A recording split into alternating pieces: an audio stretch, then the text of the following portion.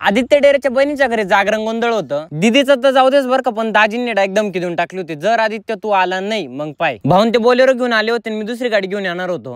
भाऊन त्यांच्या लेट निघून बी त्यांच्या लवकर मी पोहोचलो होतो तिथं. मग याचे कारण लय बरं का नाही भाऊ, मी काय सामान बिमान आणायला गेलतो म्हणे. म्हणलं अरे कशाला खोटं बोलतो बाबा. आणि दीदीने त्यांच्या घरी गेलो, मी डायरेक्ट जेवण करायला बसलो. म्हणलं मला लय भूक लागली राव. मग जेवढे बी पाहुणे ते सगळे आले होते, सगळ्यांसोबत भारी भारी फोटो काढून घेतले आम्ही. आणि दीदी तशी भांडाऱ्यांना पूर्ण भरलेली होती आणि तिला बाळांना घाबरत होती. तिला म्हणलं तू जर तसं काही नसतं बी केलं तरी ते तुला पण घाबरलेच असते. ए दीदी तो व्हिडिओ पाहिला आता फक्त मला फोन करून शिवाय नको देऊ बरं का. आम्ही सगळे फॅमिली मेंबर्स होतो, त्याच्यामुळे सगळ्यांसोबत पण परत फोटो काढून घेतले. आता काय आमच्या पोरांना टेन्शन नाही, कारण की त्या बहिणींच्याच पोरांसोबत लग्न लावून देऊ. दीदीची पोर मस्त म्हणतील चला आपले मामा सेलिब्रिटी, पण त्यांना काय माहिती अजून मामालाच पुरी भेटाना म्हणून. दीदीने त्या म्हणल्या चला आपल्याला एक मस्त रील बनवायची. म्हणलं बनवा मग काय. मला वाटलं काय लय सोपं असं, 3-4 वेळा व्हिडिओ काढला तरी पण एक नाही जमला. लय मेहनत करून शेवटचं कसं बेस मेहनत घेऊन एक शेवटचा व्हिडिओ जमलाय फक्त. भाऊ इकडे एकटाच मॉकर खुश. म्हणलं काय रे काय लय खुश आहे.